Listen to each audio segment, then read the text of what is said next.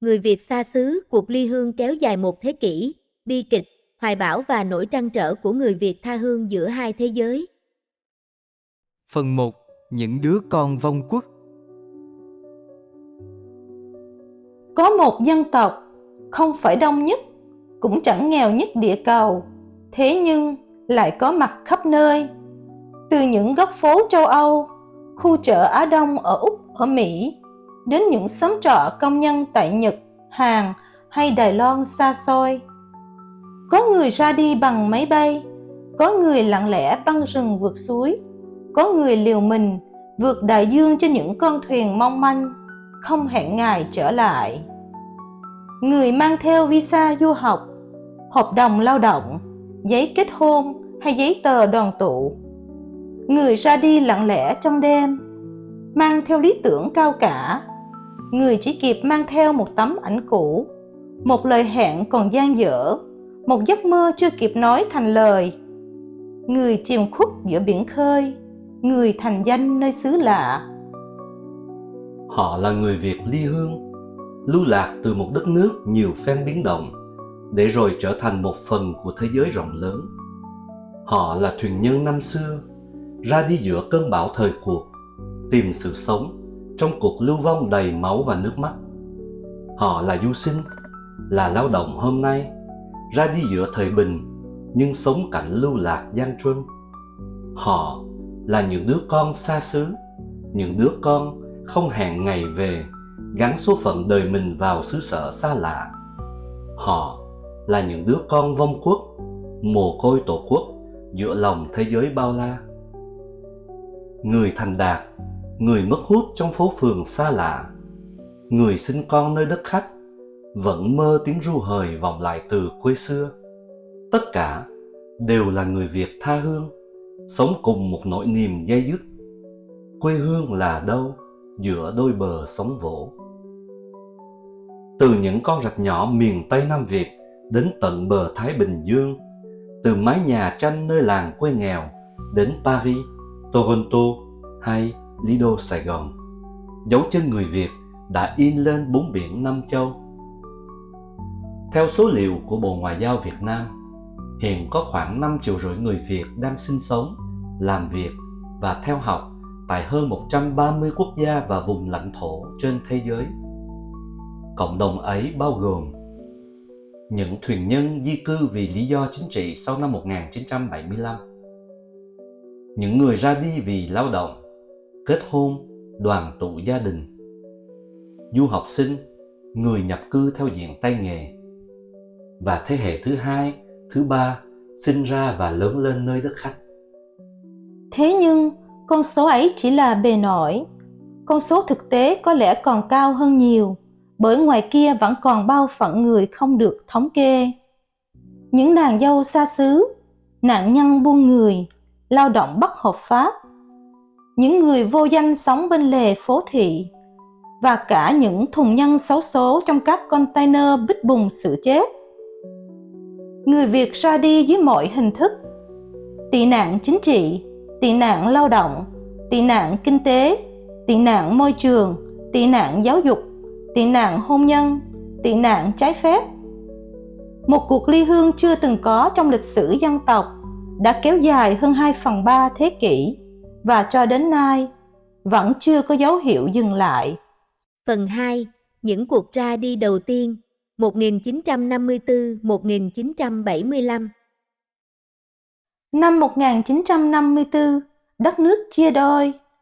Hơn 1 triệu người miền Bắc đã rời bỏ nơi chôn nhau cắt rốn để vào Nam, mang theo đức tin, văn hóa, nếp sống và ký ức của một vùng quê bỏ lại sau lưng. Họ là những người đầu tiên của thế kỷ 20 rời xa quê hương gốc gác. Họ đi để giữ lấy ngọn lửa tự do giữa giông bão thời cuộc. Họ là những người mở đầu cho cuộc ly hương kéo dài đến tận hôm nay. Rồi chiến tranh tiếp diễn suốt 21 năm dài đằng đẵng. Trong tiếng bom rơi đạn nổ, vẫn có những sinh viên ưu tú lên đường du học ở Pháp, Mỹ, Úc, Canada, mang theo ước vọng cao đẹp, ra đi để học để trở về phụng sự quê hương. Thế nhưng, ngày 30 tháng 4 năm 1975 đã cuốn đi tất cả, cuốn trôi tất cả hy vọng trở về. Thông hành trong tay trở thành tờ giấy vô giá trị. Họ không còn quê hương để quay về. Bao năm học hỏi nơi xứ người, giờ đành gói lại trả về cho xứ người. Họ bơ vơ giữa trời Âu đất Mỹ, bắt đầu lại từ đầu, với một trái tim còn ứa máu nhớ quê hương. Phần 3. Cuộc di tản lớn nhất, thuyền nhân Việt Nam. Đây là cuộc di tản chính trị lớn nhất thế giới sau Thế chiến thứ hai, và nó mang tên người Việt. Sau năm 1975, Biển Đông không chỉ là biển. Nó trở thành nghĩa trang mênh mông, nơi vùi lấp biết bao giấc mơ dang dở. Từ năm ấy và suốt 2 thập niên sau, hơn 2 triệu người Việt Nam liều mình vượt biển bằng ghe gỗ mong manh, không bánh lái, không bảo chứng cho ngày mai. Nỗi sợ bị bắt khi còn trên đất liền khiến họ phải sống như bóng ma trong xó bếp, bờ rào, mé sông. Nhưng nỗi kinh hoàng trên biển còn tàn nhẫn hơn. Đói khát, bão tố, hải tặc, cưỡng hiếp và cái chết lặng lẽ đến từng giờ. Họ lên đường từ cảng Sài Gòn, từ sông Tiền, sông Hậu, từ Cà Mau, Rạch Giá. Có người bán nhà, bán vàng, bán cả tương lai để mua một chỗ ngồi trên con thuyền nhỏ. Có người đi bằng tàu, có người đi bằng ghe câu, có người đi lúc nửa đêm, không kịp ôm mẹ lần cuối. Có đứa trẻ uống nước biển đến kiệt sức rồi liệm đi trên tay cha. Có người chết trên biển, có thai phụ sinh con trên sóng. Có người phụ nữ bị hải tặc cưỡng hiếp rồi vứt xác xuống biển. Có người chết khô giữa trùng khơi, gói chiếu, thả trôi cùng một lời kinh nhỏ. Hơn 1 triệu người đã vĩnh viễn nằm lại trong lòng biển sâu. Họ được gọi là thuyền nhân. Những con thuyền nhỏ bé ấy không chỉ chở người, mà còn chở theo cả một dân tộc đi tìm sự sống. Những người sống sót vào trại tị nạn ở Thái Lan, Mã Lai, Phi Lục Tân, Hồng Kông, Nam Dương, Singapore. Có người bị cưỡng bức hồi hương. Có người được đi định cư ở một quốc gia thứ ba, bắt đầu làm lại tương lai từ 2 bàn tay trắng. Hành trang duy nhất mang theo là một trái tim rốm máu, vì nhớ nhà thương quê và lòng biết ơn sâu sắc với đất nước đã cưu mang họ. Nơi xứ lạ, họ bắt đầu lại từ đầu, rửa chén, cắt cỏ, phát báo, đi học lại ở tuổi 30. Từng chút một, họ dựng nên một cộng đồng người Việt hải ngoại lớn mạnh, đặc biệt tại Mỹ, Pháp, Đức, Úc, Canada, và truyền lại cho thế hệ sau một tinh thần: dù mang quốc tịch nào, nói ngôn ngữ gì, ở nơi đâu, trái tim mình vẫn luôn đập vì 2 chữ Việt Nam. Phần 4. Làn sóng mới, giấc mơ hiện đại. Không còn là những chiếc thuyền vượt sóng giữa đêm đen sau năm 1975. Giờ đây, mỗi năm có hàng trăm ngàn người Việt lặng lẽ rời quê hương, du học, lao động, kết hôn, đoàn tụ. Có người đi đường bộ, lén lút băng qua biên giới. Có người trả tiền dịch vụ để lên máy bay, mang theo hy vọng đổi đời. Họ đi Nhật, Hàn, Đài Loan. Họ đến Mỹ, Đức, Anh, Pháp, Úc. Mỗi điểm đến là một giấc mơ, chưa chắc đẹp nhưng đủ để dấn thân. Có cô gái lấy chồng Đài Loan mà chưa một lần gặp mặt. Đám cưới qua ảnh, qua hợp đồng môi giới. Ngày đặt chân đến xứ người là ngày bắt đầu chuỗi dài tháng năm sống trong ngờ vực, tủi nhục và cô đơn. Cô đánh đổi tuổi trẻ, hạnh phúc riêng để mong cha mẹ và các em bớt nhọc nhằn nơi quê nhà. Có người cha bán ruộng, cầm cố nhà cửa để xuất khẩu đứa con trai. hy vọng thay vận đổi đời. Nhưng cuối cùng con ông chỉ làm công nhân trong hãng xưởng 14 tiếng mỗi ngày, ăn cơm hộp nguội, share phòng trong ký túc xá chật chội, luôn thèm khát một câu hỏi thăm bằng tiếng mẹ đẻ. Có người đi lao động chui, không giấy tờ, không danh phận, không người thân, không dám bệnh, không dám yêu, chỉ mong một ngày được hợp pháp, được có tên trong hệ thống như một con người đúng nghĩa. Họ không còn là thuyền nhân năm xưa, nhưng vẫn mang thân phận người xa xứ, cùng một nỗi đau âm thầm, cùng một nỗi nhớ nhà, một sự mất mát, và cùng một giấc mơ nhỏ nhoi, sống an lành nơi xứ người. Người ta vẫn hỏi, ra đi để làm gì khi đất nước giờ đã đổi thay? Nhưng mấy ai thấu được nỗi khắc khoải của những người ở lại, làm việc quần quật mà vẫn không sống nổi, có bằng cấp mà không có cơ hội. Ra đi không phải vì ghét bỏ quê hương, mà vì không thở nổi trong một xã hội khiến người tử tế trở nên đơn độc.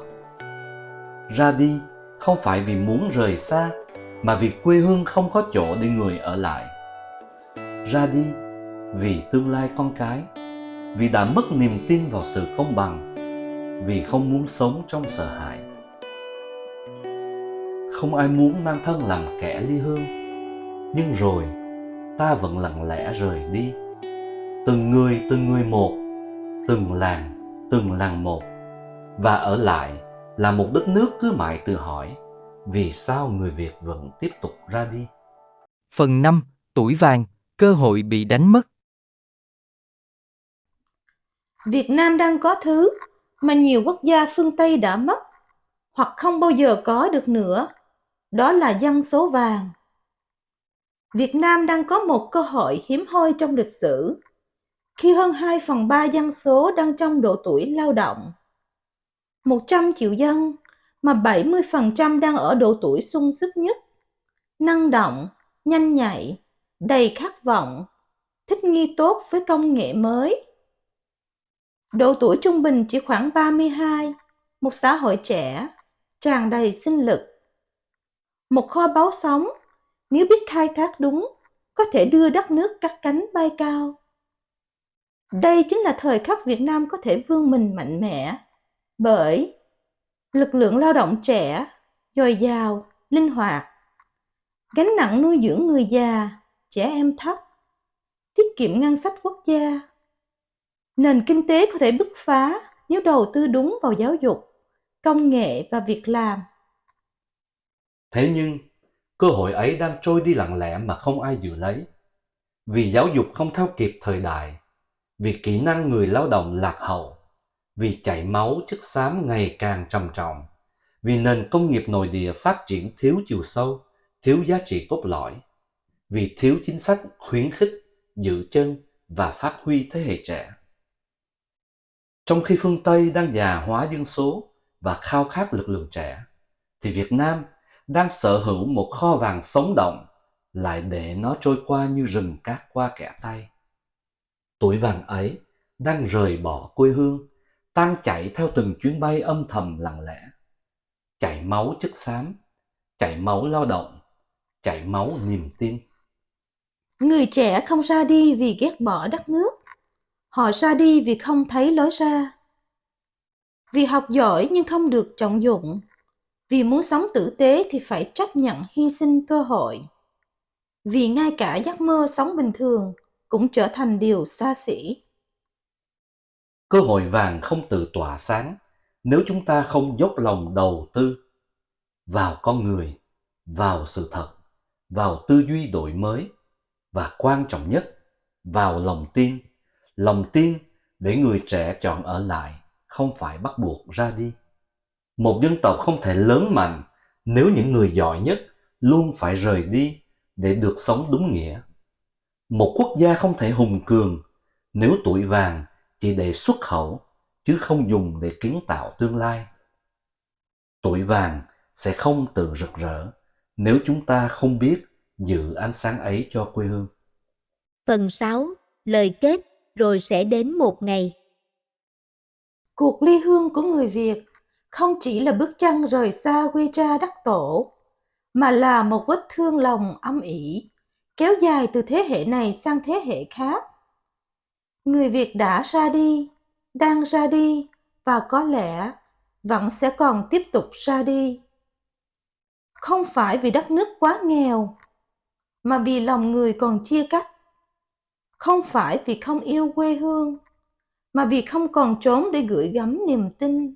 Không phải vì tổ quốc không có tương lai, mà bởi trong tương lai ấy, họ không tìm được chỗ đứng. Thống nhất thật sự không nằm trên bản đồ, mà nằm trong trái tim mỗi người. Nó sẽ đến khi lòng người không còn chia rẽ, khi niềm vui của vài triệu người không còn được xây trên nỗi đau mất mát của hàng triệu đồng bào khác. Khi những vết cắt trong quá khứ được xoa dịu và hóa giải bằng sự thật, lòng thành và tình yêu thương giữa người với người. Độc lập sẽ trọn vẹn khi chúng ta không còn mù quáng chạy theo những chủ thuyết xa lạ, mà biết trở về với cốt lõi nhân bản, bao dung, tỉnh thức của dân tộc mình. Tự do sẽ đúng nghĩa khi không còn là thứ phải xin cho, mà là quyền tự nhiên của mỗi công dân được lựa chọn người xứng đáng để gìn giữ vận mệnh đất nước. Hạnh phúc sẽ hiện hữu khi đạo đức không còn bị quy đổi bằng vật chất, khi con người không còn phải lìa bỏ quê nhà để tìm sự sống nơi đất lạ, khi trong lòng đất mẹ có đủ nhân văn để giữ chân những trái tim ưu tú nhất. Rồi sẽ đến một ngày khi thống nhất, độc lập, tự do, hạnh phúc không chỉ là những khẩu hiệu giáo điều treo khắp phố phường, mà là điều có thật trong đời sống của từng con người. Khi quê hương không chỉ là nơi sinh ra, mà là chốn người ta mong mỏi được trở về. Khi được sống ở Việt Nam là một niềm tự hào, chứ không phải là sự cam chịu. Khi những người tài giỏi nhất không còn phải ra đi, thì cuộc ly hương kéo dài gần một thế kỷ ấy mới thật sự khép lại. Rồi sẽ đến một ngày khi giữa lòng thành phố Sài Gòn, một tượng đài thuyền nhân được dựng lên trang nghiêm, bất tử, để nhớ, để tri ân và để không bao giờ quên cuộc di tản lớn nhất trong lịch sử dân tộc của những khúc ruột ngàn dặm sống nơi viễn xứ. Rồi sẽ đến một ngày khi trái tim được trở về, thì cuộc ly hương kéo dài gần một thế kỷ sẽ vĩnh viễn chấm dứt.